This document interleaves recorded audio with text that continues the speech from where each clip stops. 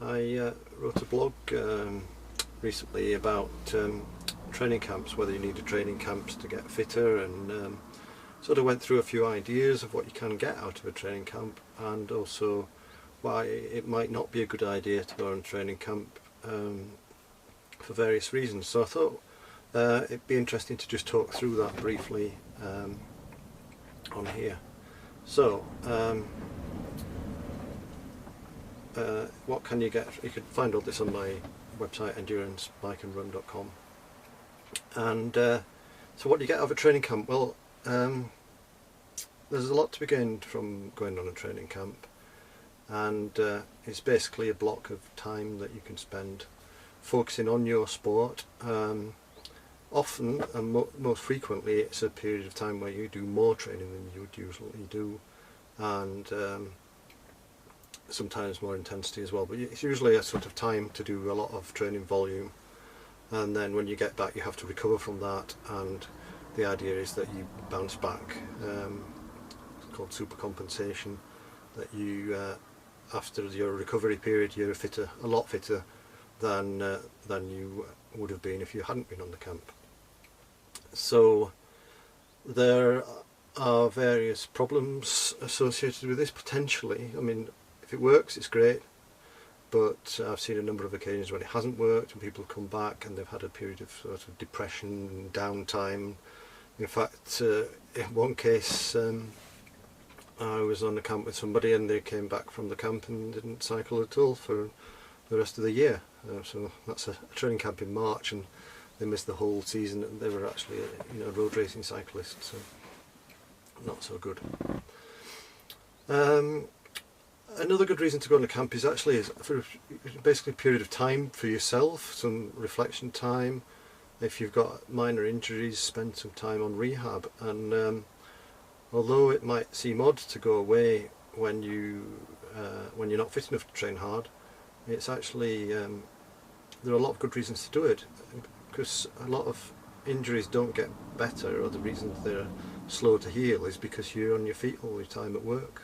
If you've got a job where you're running around a lot and you've got a foot to a lower limb injury or a leg injury, then it's very difficult for it to heal. So it's not always the training that's causing the injury to get worse or to stay. It's sometimes the day-to-day living that you have to go through. So that's another good reason to go on a camp. And obviously I sort of like going on holiday. It's the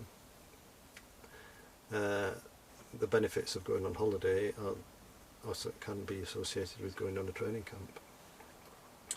So I think what's important, what I'm trying to get over is, if you go, then it's great and it can work really well. The time on the camp is almost certainly going to be enjoyable and a positive experience.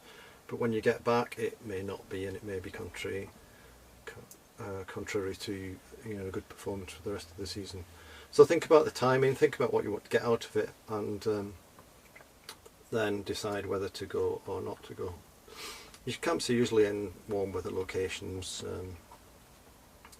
so it's easier to train. And if you live in in a wet or windy or cold place, then it can be very nice to get away and be able to train in warm weather where you can relax in a hotel and get all your meals cooked for you, whatever. So what I wanted to do is talk through this table that's in the article that I wrote, because I think perhaps the most important thing is the timing of the camp. So if you think of your training year, if you've got, I've talked about two options.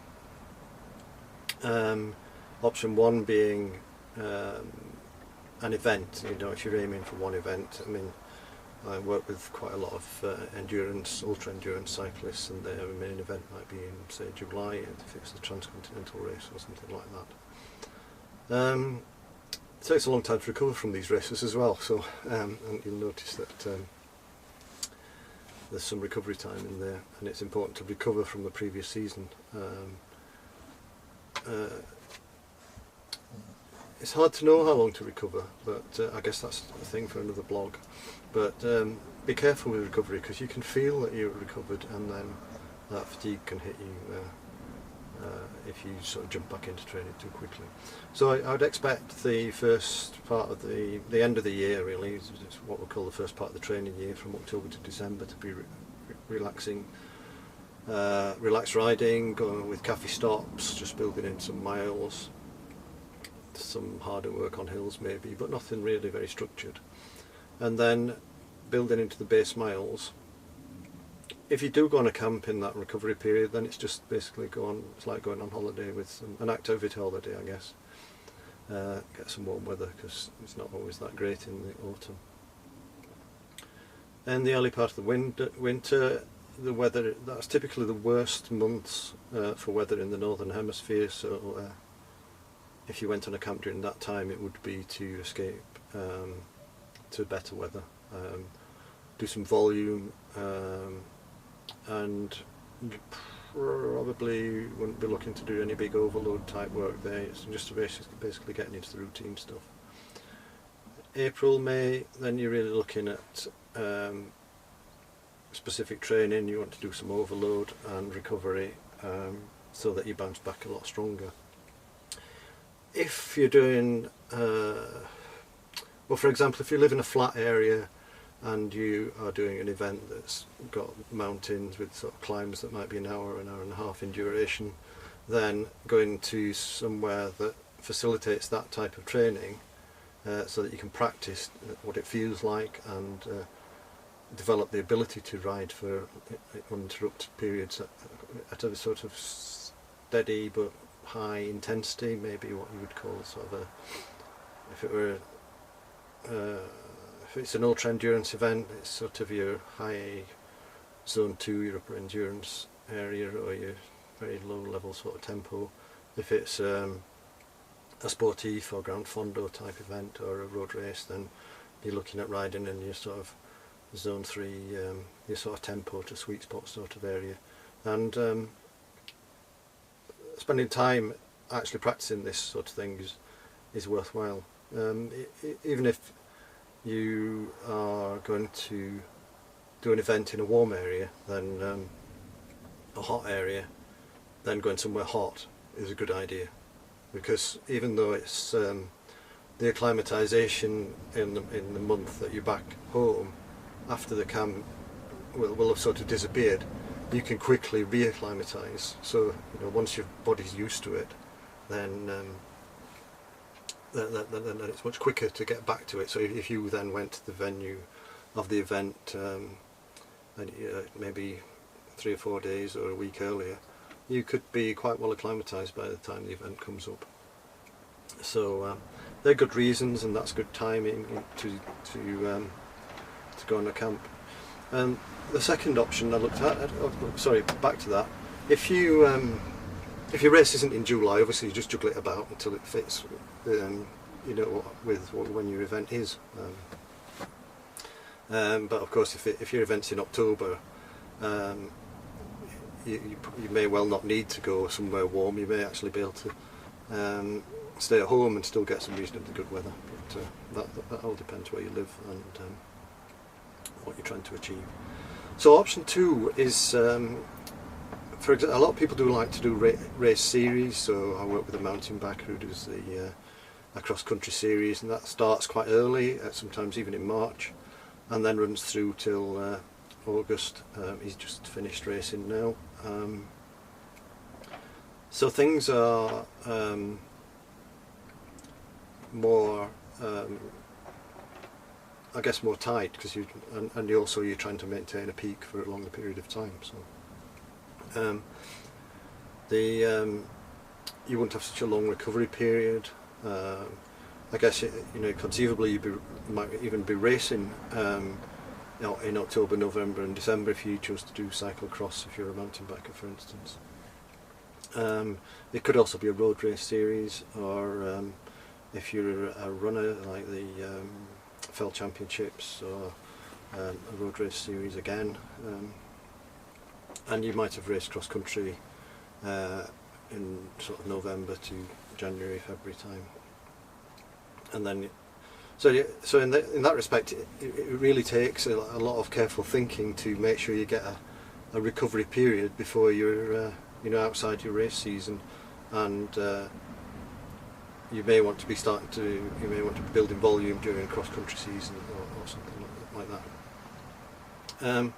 The reasons are much the same, but they're just a bit more compact if you're in this scenario, looking to get away to better weather. You might want to do an overload week in December, sort of January time, get back, recover, and then you may want to do a focused camp if you can, or you could have a week off work and do some focused training. You can do a lot on an indoor trainer, or you can do it on if you're a cyclist. If you're a runner, then a treadmill's great, but you can run in most weathers. It's quite easy to keep warm if you're running, and it's not as easy if you're a road cyclist. Then you've always got a 15 to 20 mile an hour wind against you, even if it's not windy. So you've got that wind chill to deal with in the winter. And then in March, you may want to spend some time in warm weather where you can practice skills, basically get ready in an environment that you don't have to be risking hypothermia to do sort of more intense efforts with a lot of recovery. So I just wanted to sort of talk through that and point out that this article is there if you want to read it.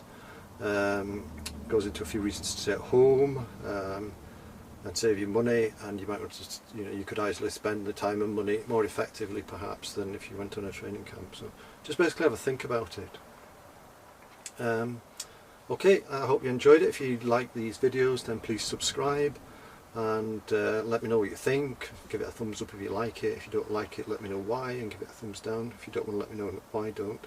Okay, bye. Speak to you next time.